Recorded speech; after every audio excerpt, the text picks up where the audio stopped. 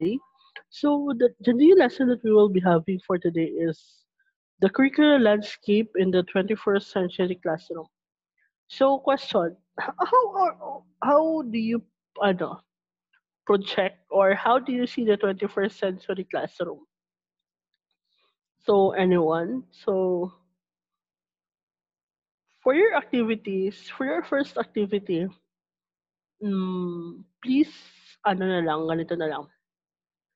Hindi ko siya I would not let you pass this on Schoology kasi mahirap mag-add ng picture na file. So, maghanap kayo ng you could just copy paste it para makita ko ha. You just copy paste the picture. It could be a picture or composed of many pictures put together. Ano lang, edit yun na lang siya. So, you will be passing it on sa group chat. So, you pass this on Tuesday. Dana, sa Tuesday pa ipasa. It would be on October 20. So, that will be the day na ipapasa niyo yung picture. Sa group chat lang. Para hindi masyado, mahirap. So, let's continue our lesson. So, the world has shrunk because of technology, di ba? Classroom has become virtual and global. Virtual siya in such a way that we are really conducting our lesson virtually. Global siya because we could connect with other people.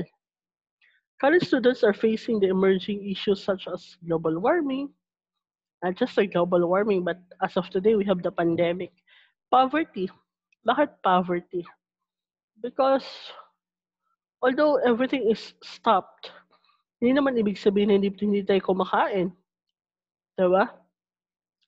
Sa akin lang ha, sa tingin ko, I think it's better to have have a work than magstay sa bahay na walang ginagawa.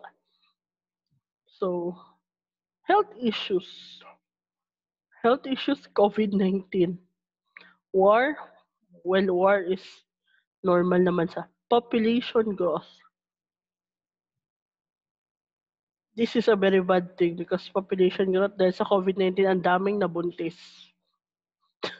Not just population growth kasi ang daming Pilipino, but also ang dami rin Pilipino nabubuhay kasi kaya nga na COVID, nabuntis pa talaga.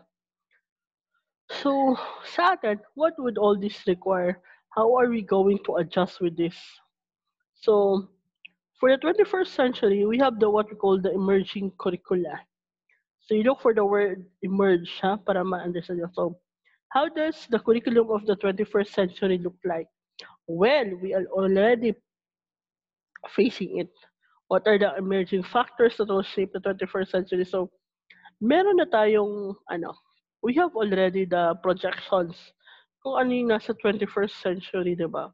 Na curriculum, ano yung mga nangyayari. Because, my God, we are already experiencing too much advancement in terms of technology, in terms of teaching, di ba? Iba na tayo ngayon. So, please be reminded that we have the following. Number one, baba natin para hindi nyo ako ma-miss. So number one, globalization of economies and independence on international market. Yes, we have globalization. We have the economy is really soaring high. Hindi natin ito napapansin. But we are really soaring high and there should be what? Independence on international markets. Ayun nga lang problema kasi hindi natin kaya itong gawin. But I think President Duterte is doing a great thing. Wala masyadong Filipino namatay dahil sa nagutom during the pandemic. Nga lang, yung utang natin sa World Bank, lumaki talaga. Increased actions about environmental degradation, water shortage. I think pandemic. So we have the pandemic. That's just HIV or Ebola, diba? Next, nations competing for power block thus the conflict. Ito siya. China, Russia, you name it. Global migration opportunities, science and technology. We have 5G, knowledge economy as a generator of wealth and job. So wala akong ipapagawa sa inyo sa part na ito kasi this is very common ano naman siya, common interest naman, 'di ba? Alangan naman ulit ko pa ito sa inyo. I know you are very familiar with these issues and concern of the world. So, let's move on na lang. So, all these issues needs a curriculum that will address what? Global solutions this problem. Development as cultural diversity, global conflicts, technology, science, thus, ito siya. We need to make sure that curriculum could adjust. There should be a unity of the course that could include international teams, development of essential and modern pedagogies. Kaya nga meron tayong K-12 program. Kasi kung walang K-12 program, anong mangyayari sa atin? We could not conform with the change. So may na change is coming. Sobrang change is coming ang nangyari. So, please, eto siya. Wala na tayong magagawa kundi to move up because ano sabi dito? The curriculum incorporates higher order thinking skills, multiple intelligence, technology and multimedia, and oh my god, ito pang pinakamasakit. We have multiple intelligence, then we also have what we call multiple 21st century literacy. Wow. This 21st century includes of innovation skills, information and media and ICT. So in order for us to function, hindi lang kailangan matalino tayo. Hindi lang din kailangan nagpa-bright kita. But we also have the skills, the information, and ang pinakamasakit dito yung word na innovation skills. Paano ba, could you innovate? Kasi pag meron ka lahat nito but then you could not innovate, what's the purpose of these skills? So the curriculum of the 21st century should inspire and challenge what both teachers and learners. Ito siya ang masakit kasi yes, we are moving to the 21st century. But what is happening today, instead of being encouraged, ewan ko lang ha, bakit hindi natutuwa yung ibang tao kasi nag-o-online tayo? So dapat lang ba ang online is sa Mobile Legend lang? Sa chat-chat lang? Yun yung ano ko, yun yung issue ko dito kasi bakit yung online okay sa inyo 'pag laro, pero 'pag ginamit na siya sa education, bakit parang ayaw niyo? So 'di ba sabi nga, we should be innovative, we should be happy kasi may ako lang ha, dati, uh, you want your parents won't let you use your cell phones or your gadgets, but now you have an excuse.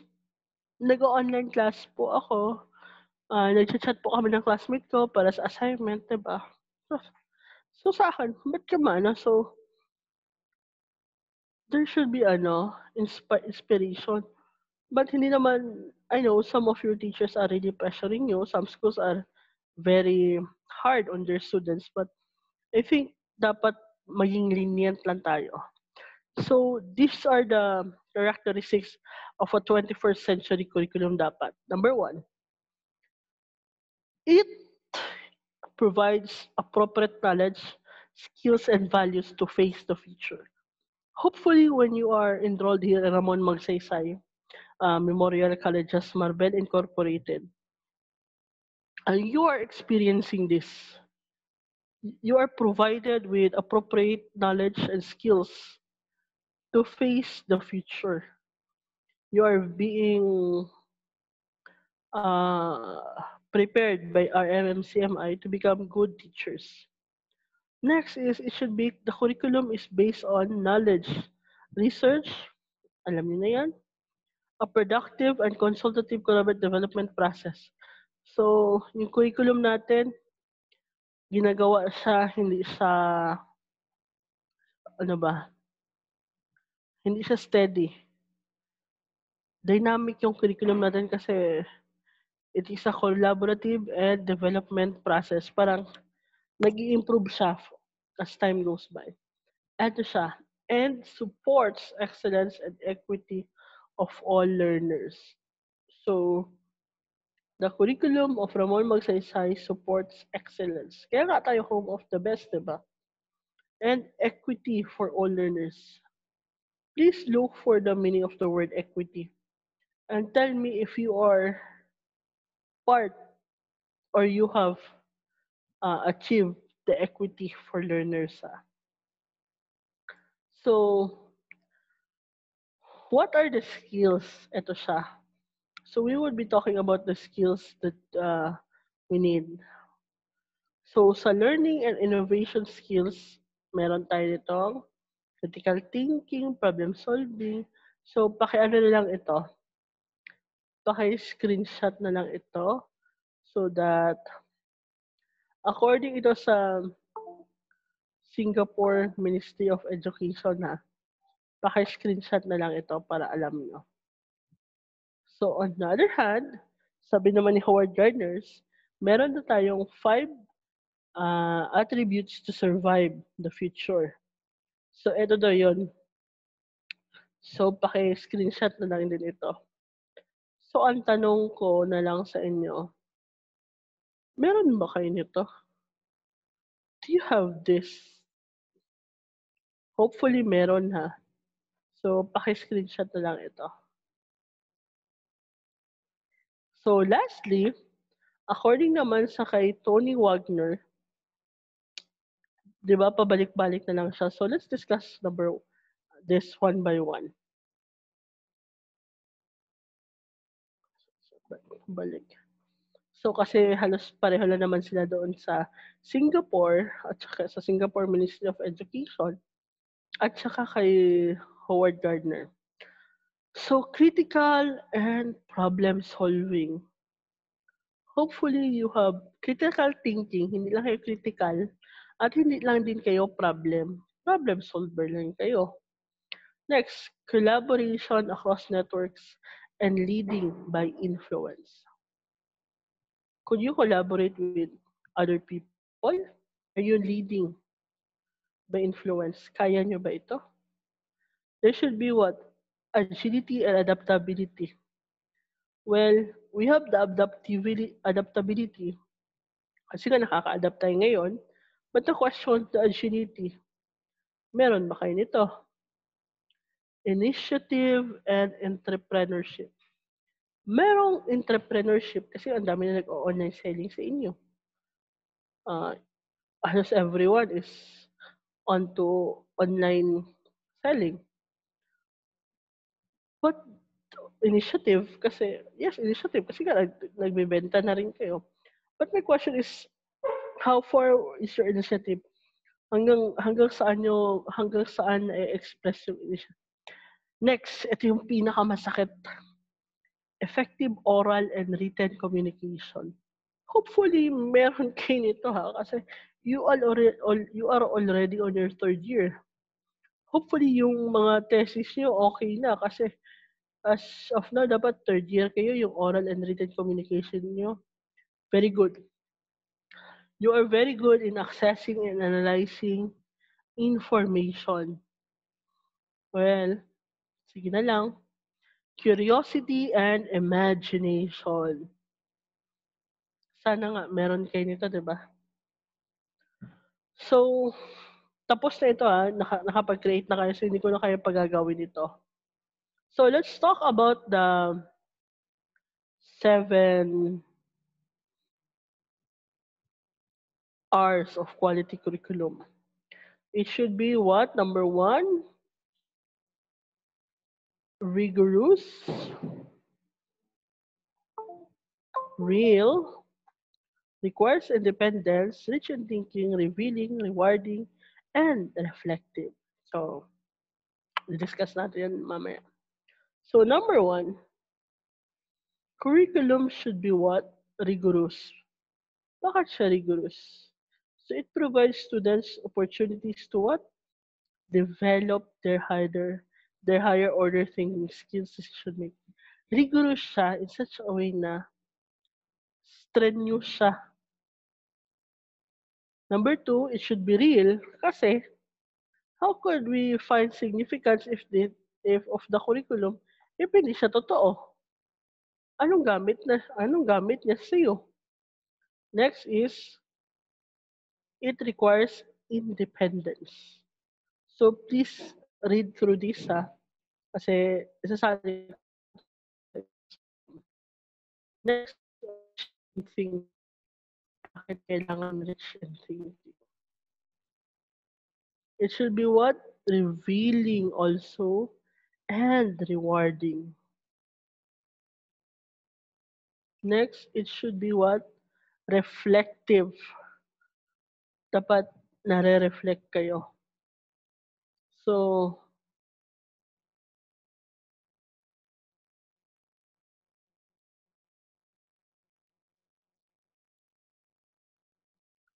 based on your own understanding paki-copy paste nito Then, sasagot nyo ito sa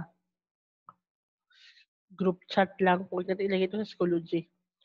You would be evaluating the curriculum of Ramon Magsaysay.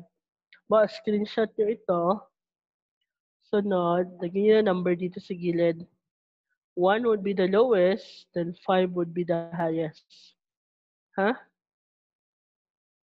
As a whole, i-rate nyo yung curriculum ng Ramon Magsaysay para masaya. So you will be passing this on Tuesday also. Sa group chat lang para hindi masyadong masakit. So,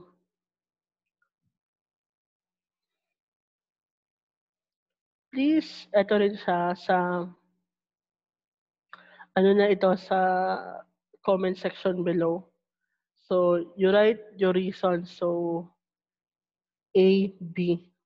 Write lang kayo ng mga 5, para hindi masyado masakit. So, what are the things you like most about this course? What are the least things? So, please include your reasons. Ano lang, isa-isa na lang. What you like the most and what you hate the most. Ganun na lang. So, thank you everyone. So, this ends our lesson for our curriculum. So, see you soon.